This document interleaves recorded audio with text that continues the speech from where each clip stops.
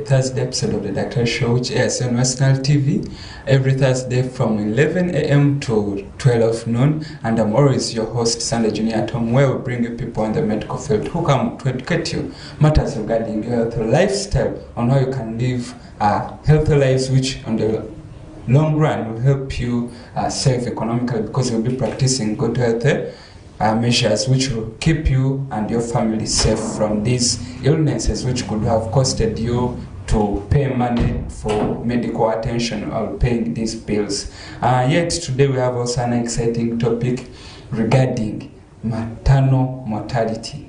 We have seen, we had once an episode where we talked about preeclampsia, and we saw here in Western it's the leading cause of maternal mortality. Today we want to go deep into what is maternal mortality.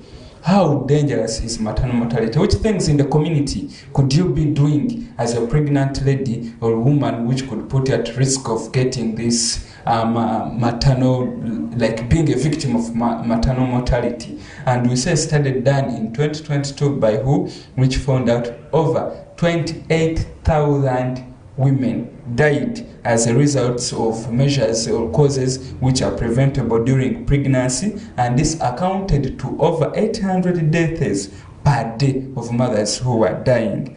And this contributed to about 34% of global deaths which were recorded. However, there have been measures which have been put up and have helped reduce these maternal mortality rates or ratios. And also when you come close here in Sub-Saharan Africa, where Uganda is inclusive in these Sub-Saharan African states, it contributed, this maternal mortality contributed 70%, and in every where they registered 542 deaths in 100,000 live births, and this is still too high, and it causes a risk or attention of the community, of the ministry, and also to you as an individual on how you can live a healthy lifestyle during pregnancy, and how you can keep your life safe in order not to be a victim of maternal mortality. With us today we have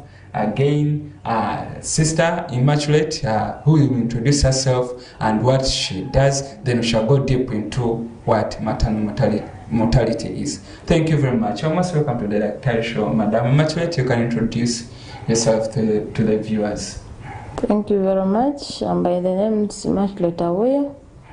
I work in Arua Regional Referral Hospital as a midwife. Okay, thank you very much, Madam Immaculate. We don't take it for granted you giving in your time to come and educate the viewers and the community of West Nile TV. Let's speak on what is maternal mortality, when I'm failing to pronounce the word. Maternal mortality is a death that occurs during pregnancy, childbirth, or 42 days after childbirth or termination of pregnancy, or any death that occurs during pregnancy with a pre-existing medical condition or injuries, or any disease that is worsened by pregnancy. All right, thank you very much, Madam Immaculate. Hope our viewers have gotten to know just its death which arises during pregnancy, and also you said childbirth. Which things could a viewer be doing at home which could put them at risk of being a victim of maternal mortality? There are very many causes of maternal mortality. To begin with, we have hemorrhage.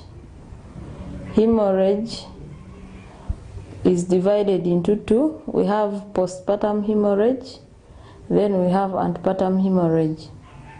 Then we have hypertensive disorders, that's preeclampsia and eclampsia. Then we have accidents. If a pregnant mother gets an accident and it's complicated by pregnancy, she will end up losing her life. Then we have unstable mental status. That's mothers who are stressed you find a pregnant mother is stressed and she cannot think straight, so they end up neglecting their health, which can lead to death. Then we have pre-existing medical conditions like diabetes, hypertension, liver disease can also be complicated by pregnancy, and we see mothers end up dying. Then unsafe abortions go due to when mothers are not ready to have that pregnancy, so they end up having unsafe abortion. Then we have infection, which arises after delivery.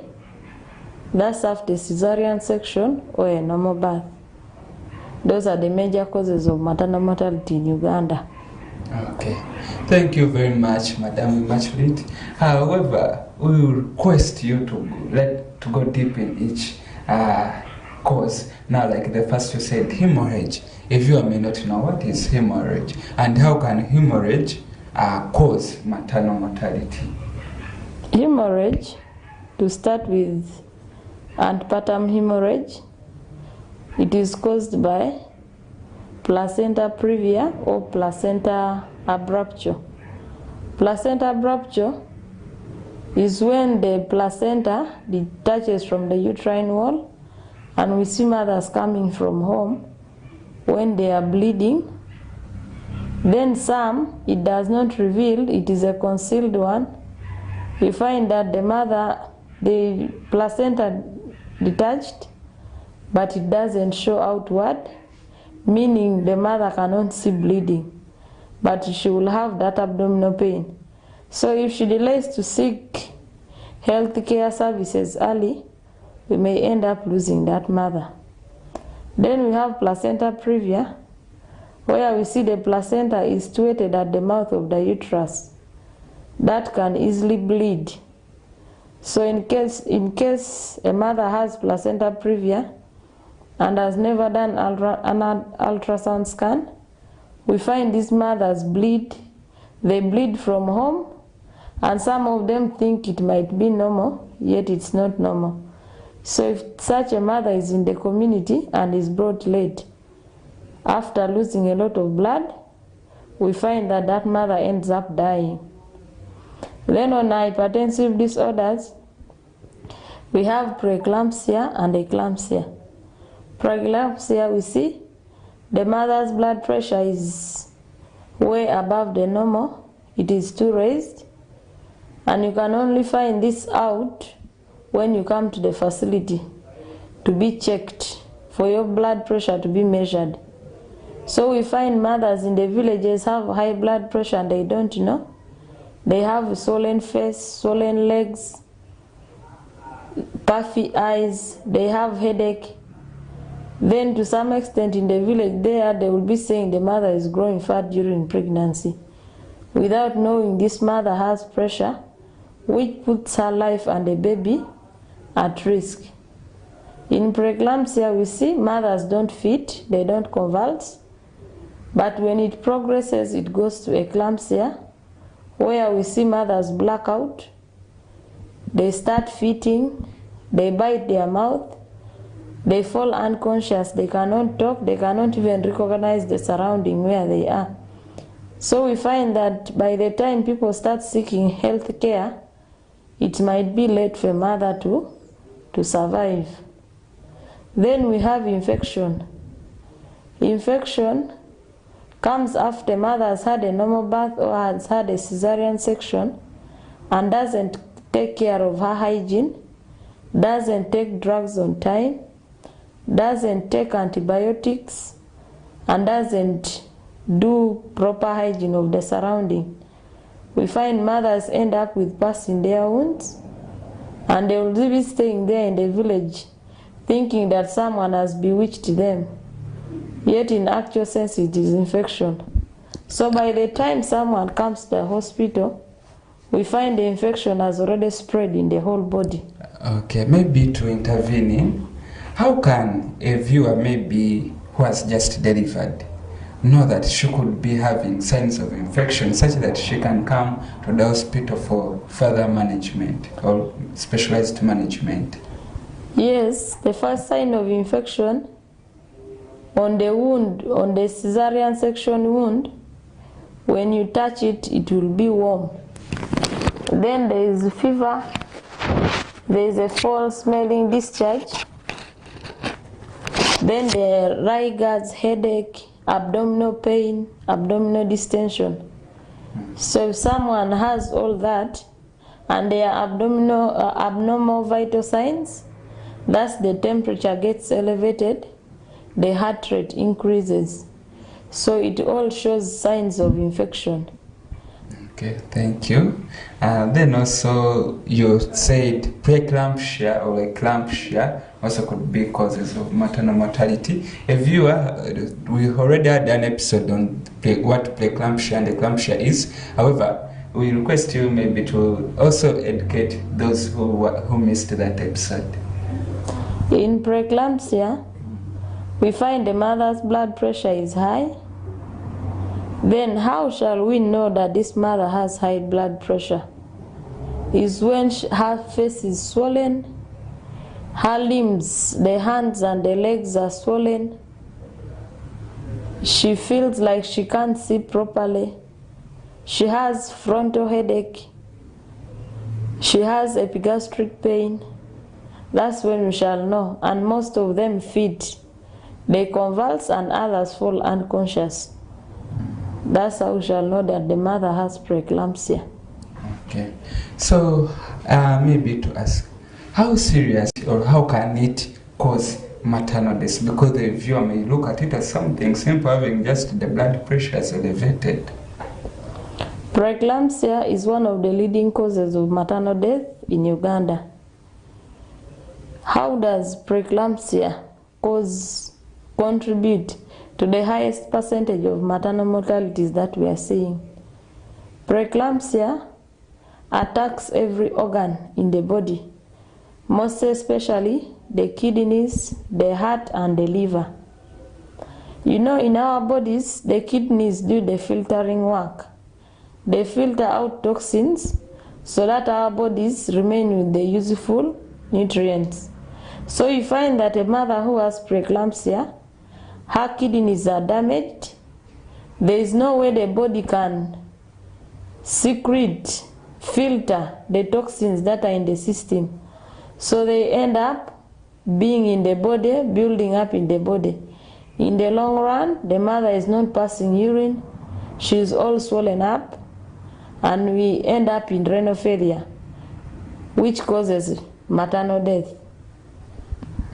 Okay, thank you very much, Madam Immaculate. Hope our viewers have gotten to know how preeclampsia can lead to death if you are taking it as just a mere joke or having these high blood pressures during pregnancy or after pregnancy. Maybe to ask, because if you are now maybe worried, how can they live or can they manage at home this preeclampsia in case someone has these high blood pressures? Preeclampsia is an obstetric emergency. It is not managed at home. The moment you recognize signs and symptoms, that's blurring in vision, the mother has frontal headache, the mother has epigastric pain, the body is all swollen up, you need to seek urgent medical attention before it escalates into eclampsia. Okay. By the way, I heard like sometimes if a pregnant woman has preeclampsia, is that they always terminate these pregnancies. Why, and is it true? Yes, preeclampsia. Most mothers who develop severe preeclampsia with a pregnancy, the placenta worsens the symptoms of preeclampsia. So in order to save the mother's life and to prevent multi-organ damage, termination of pregnancy is the best way to manage it. Because if the placental hormones are still circulating the system, there is no way the blood pressure of the mother will come down. unless the placenta is removed. Then there we are sure that the blood pressures of the mother are going to come down. So meaning there they are doing it at stake to save one life. Yeah, because if they don't terminate, 2 lives can be lost. Yes, a mother can always get pregnant, but we cannot get another mother. Okay. Thank you very much, Madam Immaculate. Then also you can take her through other causes of this preeclampsia you said. Causes of preeclampsia, we see mothers, most causes are unknown, but there are risk factors. Okay. Risk factors are in a first-time pregnancy, is a high risk to preeclampsia. Then we have mothers who have had preeclampsia before in their previous pregnancies. Meaning if a lady it had can it reoccur. before. Oh, okay. It reoccurs. Then we have people who have hypertension before pregnancy, and when they get pregnant, it can escalate to preeclampsia. Then we have older mothers above 35 years. Okay. Then twin pregnancies. Let's first talk about that older mothers. Because also there is somewhere I saw like they were advising ladies that they shouldn't go beyond 29 years before giving birth. Why? Now we find a mother who is above 35 years is at a risk of very many things, Okay. including preeclampsia,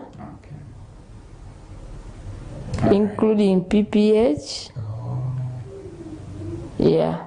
Okay. Then also, maybe to ask, because I don't know, you are the specialist here. Can nutrition also affect or put a lady at risk of maternal mortality? Yes. Okay. Nutrition. We find mothers in the village don't have balanced diet. Balanced diet here we mean iron, calcium, and folate. So if a mother doesn't have all those in her body, all those micronutrients, we see that the mother develops anemia. In the long run, when that mother is pregnant, she can die of severe anemia, she can die of overbleeding after childbirth because of the poor nutrition that she had before the pregnancy. Okay. So which also can just give some advice. Which foods could you recommend a pregnant mother outside there who's viewing us to take? Yeah, we need foods rich in iron, rich in folic and calcium. Okay. Meaning, we have in the village what is so common is millet, sorghum, vegetables, fruits. All those ones can contribute to the overall health of a pregnant mother. Okay, thank you very much, Madam Immaculate. So maybe now let's go to the delivery process itself. Which occasions can occur during pregnancy, or I mean the delivery in the hospital, which could put a mother to be a victim of this maternal mortality? During around, we are looking at the delivery process. Which things or occasions can occur during that time, and the mother can now be taken up to be a victim of maternal mortality? Next, we find we have ruptured uterus during labor, which leads the mother to overbleed, lose a lot of blood, and some of those mothers, if not managed early, they end up dying.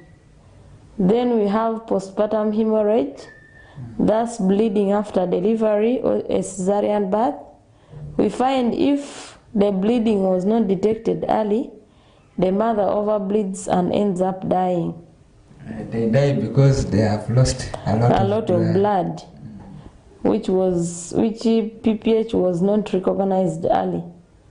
But if all those risks, all those complications are recognized and managed early, we end up saving the life of the mother and a baby. Meaning if proper interventions are done, we can save these lives. Yes. Okay. Then also to ask, can maybe we hear sometimes a woman is delivering, the baby has failed to come out. Can it also cause this maternal mortality? Yes. When the baby delays to come, that's when the head is arrested or the presenting part is not descending. When there are uterine contractions, we see that most of these mothers end up obstructed, and from obstructed labor, we get most of them rupturing. So if the obstructed labor or the arrest of the presenting part was not recognized early, we find that by the time we recognize, we already have other pending complications, and we might end up losing this mother. But if we recognize the complications early, we can save the mother and the baby through a cesarean section. Okay. Thank you, Madam Machlet. I hope the viewers, you're getting to know how this delayed delivery could cause maternal mortality or death. Which things could cause delayed delivery, which a viewer can be doing, or it's just a process which can occur on its own? In labor? Or maybe she could have done it during pregnancy and it has now come as a consequence to cause delayed delivery, or this delayed delivery comes as a normal process itself.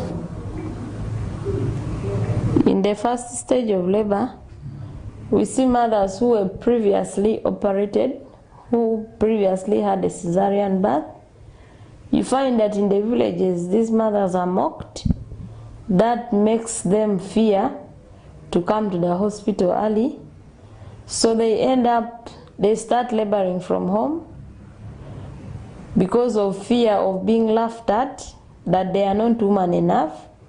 So we find the mothers, by the time the mother decides to come to the hospital, both the baby and the mother are tired.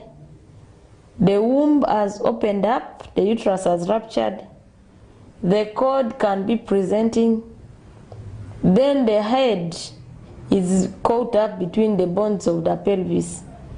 So all these things are done in the village there, of mothers and other mothers who don't attend antenatal care end up trying labor from home, which is not good, end up seeking the help of a TBA, yet TBAs are not trained personnel. If you may not know what a TBA is, maybe you can explain. TBA is a traditional birth attendant. Okay. In the past, we saw traditional birth attendants were doing the work of delivering mothers in the village, but government realized that most mothers who deliver in the TBAs get complications which those traditional birth attendants cannot recognize, and the maternal mortality rate went high. That's why every pregnant mother is advised to deliver the nearest health facility, not at home, not at a traditional birth attendant's place, so that if the mother gets complications, they are recognized early and they are managed promptly. Okay, thank you very much. Actually, regarding what you talked of, regarding like if ladies, if they deliver from the hospital, maybe if they undergo this C-section, or which we normally call operation, that especially our brothers and sisters from South Sudan, these Dinkas, for them they have it as a culture that it is form of being a coward. You are not woman enough. Okay, so we shall come also with the solutions, how we can prevent it. So you also give in some guidance on how we can overcome this in order to prevent maternal mortality rates here in Uganda. So also, regarding the services itself, the service or being offered maybe in the facility, could they also be a contributing factor on maternal mortality? Maybe the services are good or poor? No. Okay. Services have no effect Towards service delivery, yes.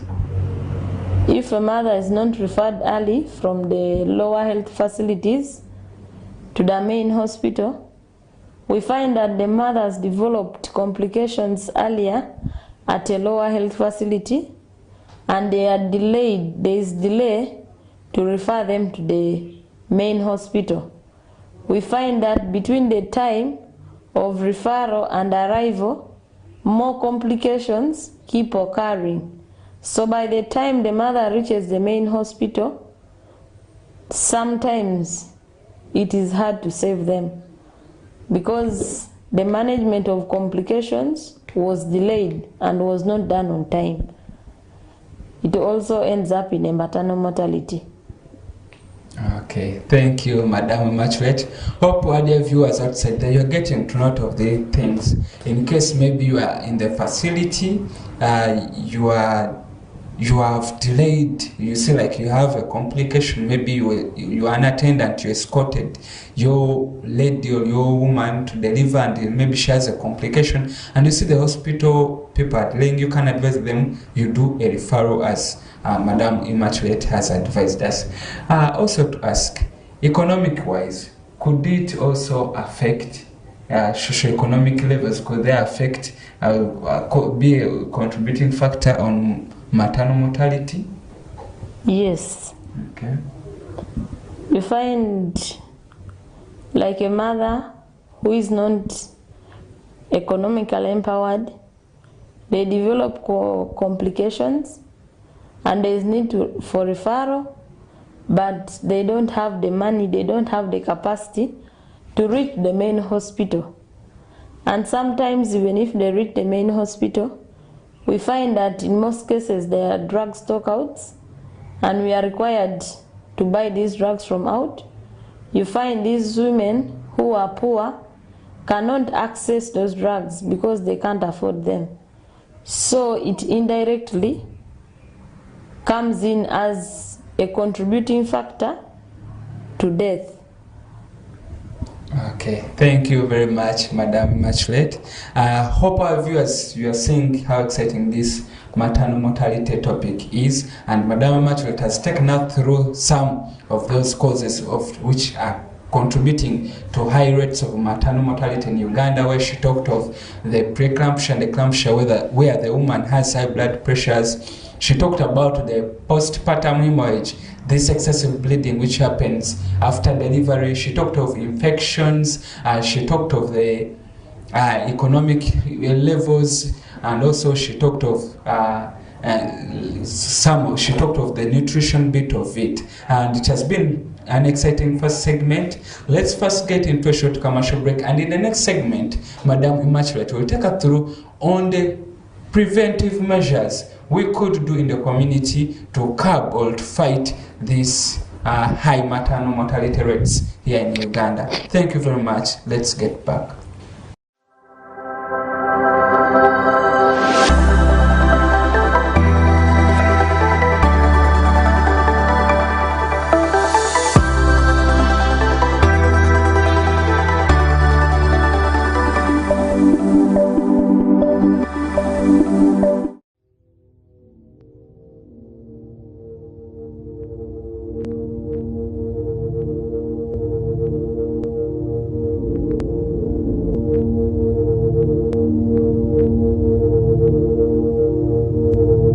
West Nile TV, lighting up the region. The Miss Uganda 2024 Grand Finale is here!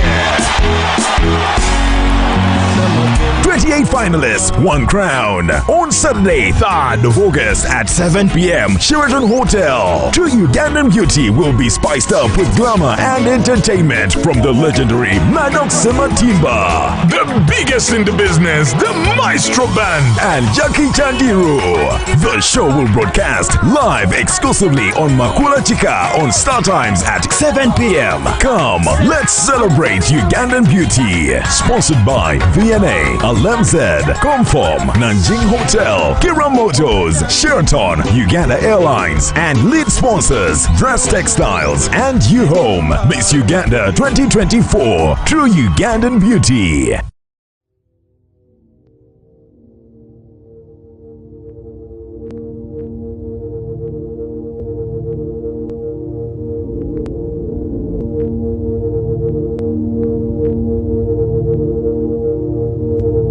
West Nile TV, lighting up the region.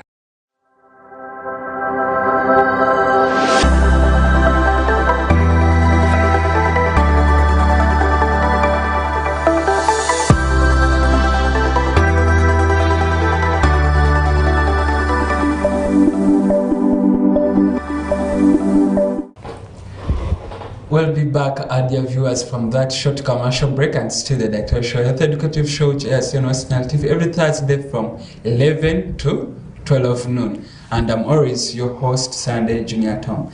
And in the first segment, those who have just joined us, we are talking about maternal mortality, where our guest, Madam Immaculate, told us that maternal mortality is death which are registered maybe during pregnancy or maybe 42 days after termination of pregnancy, which can occur as due to pregnancy-related factors. And she took us through some of the causes, like the high blood pressures, poor nutrition, poor economic status, excessive bleeding during pregnancy. And now in this segment, she's going to take us through the measures we could do to curb or reduce these high maternal mortality rates here in Uganda. We'll be back from that short commercial break, Madam Immaculate. Thank you. Okay, let's speak on how can the viewers in the community reduce or prevent these high maternal mortality rates in Uganda, specifically even here in West Nile? To begin with, early health education regarding risks, high risk pregnancies, complications, signs and symptoms, what to do in a pregnancy and what not to do. Then nutrition, we emphasize on a balanced diet, foods rich in folic acid, rich in iron, rich in calcium. Then on maybe just briefly to take you back on the health education, we normally see these ladies whenever they come for these visits. You call them antenatal visits? Antenatal visits. Whenever they are coming for these antenatal visits, do you teach them these topics daily, and what are some of those topics maybe you always tell them which could help us reduce these maternal mortality rates? Yes, in health education, I talked of high-risk pregnancies. High-risk pregnancies, we have mothers who had BPH before, mothers who had preeclampsia in the previous pregnancy. So we educate them to watch out on the signs and symptoms, on the warning signs, so that they can come to the hospital early and the management can be commenced early to prevent complications. Okay, so we can go to another preventive measure. You are going to family planning. Okay, family planning. Okay. Family planning, we educate mothers on how to space pregnancies so that they avoid unintended pregnancies, so that we don't end up in unsafe abortion, which we saw as a cause of maternal mortality. Then excessive bleeding in pregnancy and after childbirth. We educate mothers on the warning signs, on what to watch out for, on the signs, on how they can reach the hospital early so that they can be managed promptly to avoid maternal mortality. Okay. Maybe also to ask some question regarding this bleeding or postpartum bleeding. How do you guys always, how do you in the hospital always manage a lady who has had this excessive bleeding? Excessive bleeding,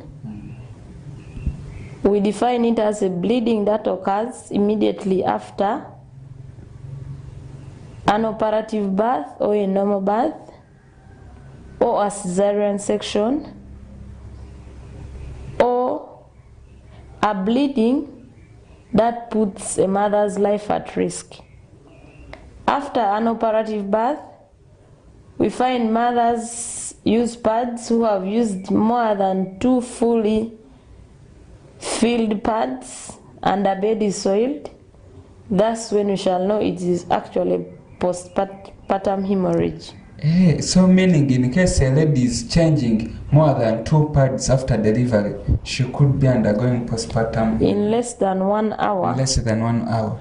That's a postpartum hemorrhage. Okay. So there are drugs we use for managing. One is oxytocin, misoprostol, then we have tranexamic acid. In most cases, mothers who come early and they tell us they bled heavily in the previous pregnancy, we prepare you by telling you to buy those drugs to be on standby, or we give you as a prophylaxis to prevent the bleeding from occurring. Then we have another preventive measure, that's mental health education. Okay. We educate mothers on stress management. How do you, which forms of stress management do you educate to other mothers? We find mothers who have no support in the community. We help them to seek care from the various peer groups in the community so that they can be able to support them emotionally through counseling, through health education, through socioeconomic empowerment, so that they can be on board. Then the other preventive measure is actually socioeconomic empowerment. We encourage pregnant mothers to find what to do, to save up every small coin that they get, so that when it reaches time for birth and there is an emergency, we have a fund to fall back to, so that we prevent complications. The money they save today will save them during tomorrow. That time tomorrow. Yeah. Yes. Okay. Then also you said infections. How can the mothers prevent these infections? Yes, infections. We encourage mothers to keep personal hygiene, to keep the surrounding that they are staying in clean, to take antibiotics that are prescribed in the hospital.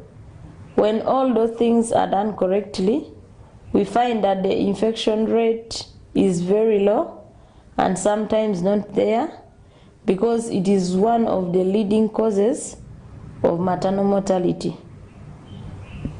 Okay. Then also to ask specifically on that infections. There are ladies, maybe during the delivery process, maybe the birth canal is not adequate enough, let me say. Then you people always do some cuts. You call it episiotomy. Those cuts you do such that the baby can come out very well. How can our mothers in the community outside there take care of these cuts? Because I know they could also contribute or expose them or put them at risk of getting these infections. Yes, mothers who get cuts during childbirth, We encourage them, as you are discharged from the hospital, you use lukewarm water, meaning water which is neither hot, neither cold, and you put in a pinch of salt, and you use for cleaning the site where the tear is. That's what is encouraged, and we encourage them to change pads frequently so that there is no build-up of bacteria. Also, maybe to ask, still on this episiotomy care, also even generally after a lady has delivered, are they advised to use also our normal common toilets or latrines, or for them you always educate them maybe to use an option, because I see also they could pick some of these infections from these washrooms? That one we can't dictate, because there are homesteads that have one pit latrine, so we encourage them to keep it clean at all times so that you don't pick infection from there to yourself. Then personal hygiene is the major game changer here. Though you'd pick infection from the toilet, but you'd pick more from not changing the pad, from not bathing. We have seen mothers after cesarean birth go home and take 2 to 3 weeks without bathing. And these are the mothers we see coming back with a surgical site infection. Yeah. Okay, thank you, Madam Immaculate. And also maybe let's go to the access to care itself. What could the community members do in order to address maternal mortality regarding access to care? Yes, access to care. Every pregnant mother, every high-risk pregnant mother is encouraged to seek health care services early. When you seek health care services early, though you develop complications, but they are recognized early and they are managed promptly. Then, if you are in a lower health facility and there is need to refer you to the main hospital, that's why I earlier said socio-economic empowerment. That little money so that you save today and it saves you tomorrow. In most cases we see our ambulances are there, yes, but they don't have fuel. So the little money that you saved during pregnancy can save you by buying fuel so that you can be transported in time to the main hospital. Okay, thank you very much, Madam Machut. Then also maybe regarding to the emergency plans, maybe the mother was delivering, maybe she has had an obstructed labor. How can the health workers, which advice could you give to the health workers in order to address this maternal mortality rates? Because if they don't intervene in, I think also it could be a cause of these deaths. Now you have seen mothers who have obstructed labor. A doctor is called to assess the mother, and then a cesarean section can be done. But we find that the mother has been sanctioned for Caesar and she has no capacity to decide on her own. She waits for the husband to come and consent. And between that time that the Caesar was sanctioned to the time that the husband is coming to consent, we see more complications. The mother and the baby all end up dying because there is delay in decision making. So it's an encouragement to all men. Let's escort our women to the hospital during pregnancy and when we are welcoming the baby, so that we prevent complications and we prevent delays of access to care. Okay. Thank you, Madam Immaculate. Also, in the first segment, you talked of these, let me say, societal norms or beliefs that when a lady is told to go for a cesarean section, that she's a form of a coward. How do you advise these people in the community to accept it mentally and psychologically? Through community sensitization and mobilization and health education, we sensitize communities on risk pregnancies, on warning signs, on high-risk pregnancies, that every pregnant mother is a risk and can develop a complication at any stage of pregnancy. So we put in the positive changes, the cesarean section, where a normal birth has failed, is the best option to save the baby and the mother. So we talk to the community of positive change to see these women, to encourage them that even when a normal birth has failed, there is still another option to be a mother, that through a cesarean section, which is a safe and effective mode of delivery. Okay. You're saying a cesarean section is the safest mode of delivery.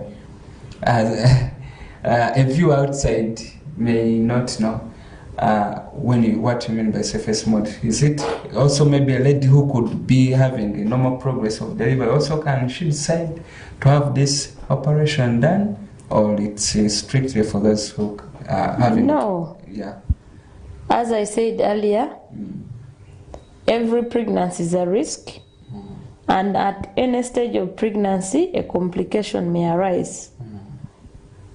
In case a complication arises that prohibits a normal birth to take place, cesarean section can be the safest mode of delivery for that mother.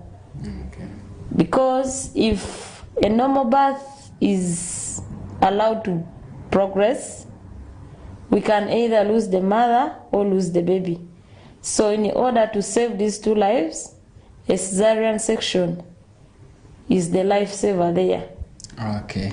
Then also to ask, how can the mother, in case she has undergone maybe an operation, that's cesarean section, how do you advise them to always manage those sites, those surgical sites, such that we prevent infections from getting to the body? So the surgical site, we advise mothers to keep it clean and dry, to clean it with salt water morning and evening, to take the prescribed antibiotics on time, to practice proper hygiene, nutrition, rest and sleep, then exercise. That's when we shall prevent infection from setting in. Okay. All right. Thank you, Madam Machwet. Hope our dear viewers, you are getting to note of this, some of the things which you could do from our health practitioner, which can help us save or reduce these high rates of maternal mortality. In case you had a cut during pregnancy, please, you do those cleanings with a warm, lukewarm, salty water. Also, in case if it was surgery, maybe operation on your abdomen, please, you use still solid, lukewarm, salty water, and you have to maintain it to keep the area dry. And she has emphasized taking of these drugs they give you on discharge, like the antibiotics, in order to prevent infections. Madam Machwet, I think we have almost exhausted some of the preventive measures on how to prevent maternal mortality. Then you feel like you want to supplement? If not any, you can give in some package to our dear viewers who are planning to get pregnant. How can they have, which things should they do in order to prepare themselves to have a safe delivery? It be nutrition, psychological states, any form of advice you could give to the viewers.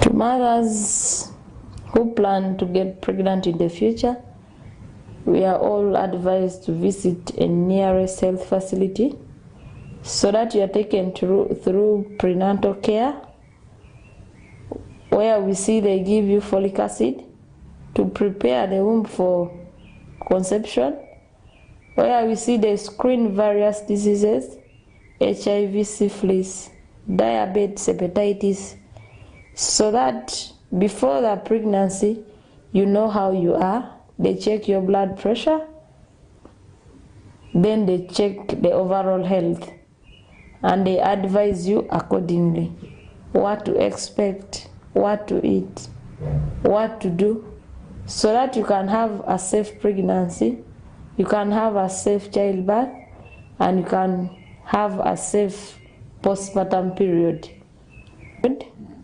We advise mothers to check out signs of high blood pressure, hemorrhage, that's bleeding after birth, infection.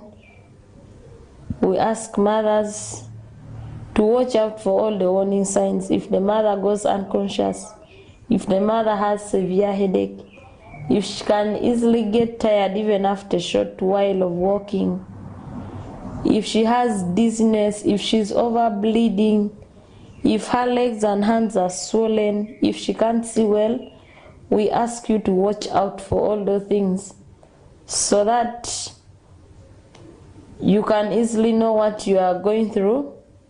For example, a mother who has high blood pressure, when told of the signs and symptoms, can easily recognize one. A mother who is heavily bleeding can know that she's bleeding after birth. A mother who has a foul smell discharge, a mother who has high fevers, can easily know she has an infection, so that they seek healthcare services early and they can be managed in time to prevent maternal mortality. Okay, and then also maybe some recap for the viewer who didn't know. How many times should the mother change pads daily? 3 times a day. In case there are more? In case there are more, then you have to come to the facility to be assessed. Because if you are changing 2 pads in less than 1 hour, meaning you are over bleeding. So you need to come to the hospital so that you can be managed promptly. Then also some guidance nutrition-wise, which foods, which kind of foods and fluids do you encourage them to take during this postpartum period or after delivery period? We encourage mothers to take foods rich of iron, that's millet, sorghum, liver, pumpkins with folic acid, then calcium. The source of calcium that we have is this common salt that in every home it's there. So we advise mothers to eat well so that you recover very fast and the medicine can be able to work in the body. To ask maybe just a query, when you say eat well, our people just know if you are eating well, that's meat and chicken. No, eating well is eating correctly in the right amount. What is available. In the villages we have vegetables. Very many vegetables are available. If you don't have meat, you can have your vegetables, which are rich of iron and folic acid, which help add blood in the system so that you don't get anemia. And we see that if you have iron and folic acid, there is repair of the body cells, there is addition of blood to what you lost during the birth. So we see there is overall health if you have iron, folic acid and calcium in your body. Okay. Thank you very much, Madam Immaculate. We are almost coming to the closure of the program. Also, maybe to ask, I think this could be one of the last questions. We have seen mothers after being discharged from the hospital being told to do some exercises. They are called Kegel exercises. What are these exercises and what could be some of the use of these exercises? Girl exercise. And how useful are they to the mothers? Girl exercises is when a mother goes to urinate. She doesn't urinate fully. She keeps cutting in between. Oh. Those exercises help them strengthen the muscles in the perineum. Then so like during delivery, these muscles are weakened. yes. Okay. Then also maybe you can give in some of the conclusion remarks on discharge when this mother is discharged. What things should they do specifically to prevent these, reduce these mortality rates? On discharge, the mothers are advised on wound care, are advised on rest and sleep, nutrition, completing the medication, the antibiotic therapy, that when the antibiotics are taken fully and correctly, there is a reduction of infection. Then we advise them to take care of the baby, that is called care, immunization of the baby, and keeping the surrounding where we are staying. Then we ask them to watch out for the danger signs so that they can come back to the hospital early and they are managed early. Okay, thank you very much, Madam Immaculate, and also our viewers who have been with us from the start of the show and up to almost we have come to the climax or end of the show. Some conclusion remarks for the viewers, then we close or wrap up the program. I'd like to thank everyone who has tuned in to listen to us. That I encourage every pregnant mother out there, please attend antenatal early. Come and deliver in the hospital or in a lower facility where a trained medical personnel is. And please don't go to the traditional birth attendants. Yeah, Thank you.